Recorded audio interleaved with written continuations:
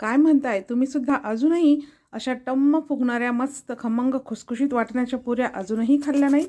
एक वेळ नक्की ट्राय करा, कचोरी विसरून जाल. चला तर मग रेसिपीला सुरुवात करूया. वाटण्याच्या खमंग खुसखुशीत पुऱ्या करण्यासाठी 1 कप गव्हाचं पीठ, त्यामध्ये 2 चमचे बारीक रवा, चवीनुसार मीठ, 2 चमचे थंडच तेल घालायचं आहे. व्यवस्थित मिक्स करायचं. थोडं थोडं पाणी टाकून मऊसूत असं पीठ मळून घ्यायचं. पीठ मळल्यानंतर पिठाला थोडंसं तेल लावायचं आणि झाकण ठेवून 10 मिनिटापर्यंत पीठ मुरू द्यायचं.